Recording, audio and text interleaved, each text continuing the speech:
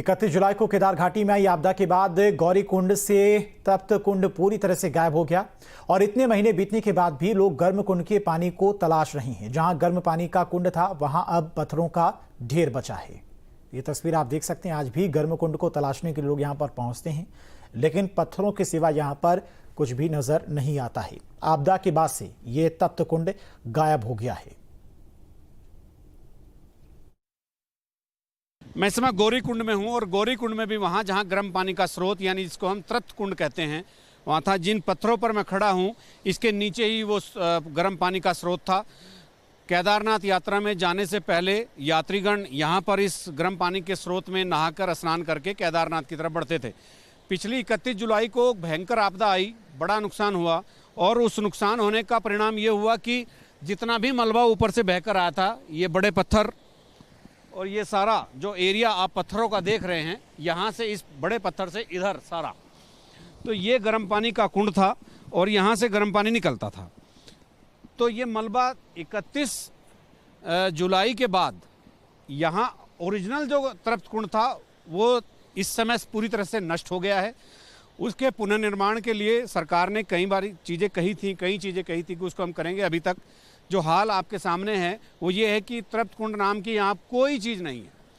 अब यहाँ जल स्रोत भी होता, चूँकि गर्म पानी निकलता था तो कहीं ना कहीं से तो कोई स्रोत निकलता ही होगा। तो वो गर्म पानी का स्रोत जो है वो बंद तो हुआ नहीं होगा, वो नीचे से रिस कर मंदाकिनी नदी में मिल रहा है।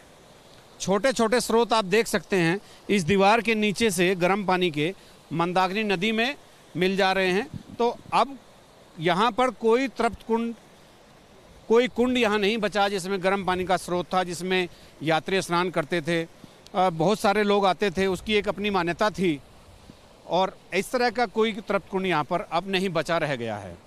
तो ये किस तरह से होता था, क्या होता था, देखिए हमारे साथ कुछ लोग हैं। आप आइए मेरे साथ, आप आइए, आप इधर आइए। आप बताइए, आप यहाँ लोकल हैं कि ये तप्त कुंड कहाँ था और इसका पानी अब कहाँ से जा रहा है, कब से नष्ट है ये लगा लो 31 जुलाई को जो आपदा आई थी ऊपर से बादल फटने के कारण। कहाँ था, आप हाथ से इशारा करते? तो ये यहीं पे था, पूरा सारा इलाका जो ये है ये गर्म कुंड का था यहाँ पे, जो कि गांव वालों ने निर्मित किया था। और फिर उसके बाद जो आपदा आई उस टाइम से इस पे कोई काम, ना कुछ लेबर, ना कुछ सरकार द्वारा कोई भी काम नहीं किया गया यहाँ पे। मतलब आप बताइए भाई साहब, ये जो बन रहा है ये क्या है? ये गर्म कुंडी बना रहे थे, काम तो पानी अपलिफ्ट करना था। हाँ, यहाँ पे ये दिख रहा है, यहाँ पे मोटर के उससे वहाँ पे पानी वहाँ पहुँचाना था, पर वो शुरू नहीं हुआ है। जो यहाँ पे गर्म कुंड जो चल रहा था वो 31 जुलाई को आपदा आई, वो जो कीचड़ के निशान हैं क्या वो उसी के हैं? हाँ, यहाँ पे तक तो पानी टच हो रहा था। पानी टच।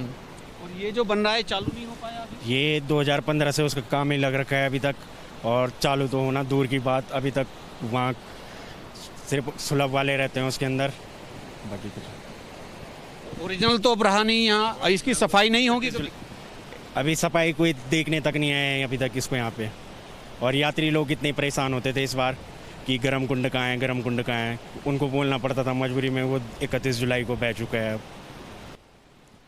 देखिए, ये एक बड़ी विडंबना है और पीड़ादायक बात भी है कि केदारनाथ यात्रा जब से शुरू हुई है तब से लोग बताते हैं तप्त कुंड भी था। यात्री ऊपर तब जाते थे जब यहाँ स्नान करते थे। इस बार जब यात्री आए तो वो गर्म पानी के कुंड को ढूंढते ही रहे, उनको मिला ही नहीं। 31 जुलाई के बाद तो बिल्कुल नहीं मिला। और ये पत्थर उस गर्म पानी की जगह अब ये पत्थरों का ढेर है। ये कब हटेगा कुछ कहा नहीं जा सकता, लेकिन ये वाकई एक बड़ी धार्मिक यात्रा में सबसे बड़ी विडंबना आपके सामने है। अपने सहयोगी कैमरामैन सोनी कुमार के साथ न्यूज स्टेट के लिए गौरी कुंड से अजीत सिंह राठी। चारधाम यात्रा 2024 के समापन के बाद अब धामी सरकार 2025 की चारधाम यात्रा के लिए अभी से तैयारियों में जुट गई है। सरकार यात्रा के लिए प्राधिकरण गठित करने की तैयारी में है, जिसके तहत चारों धामों की व्यवस्थाओं को लेकर पंजीकरण सिस्टम को नए सिरे से डेवलप और दुरुस्त करने की योजना पर काम किया जाएगा। बीते 17 नवंबर को बद्रीनाथ धाम के कपाट बंद होते ही इस सीजन की चारधाम यात्रा 2024 सकुशल संपन्न हो गई।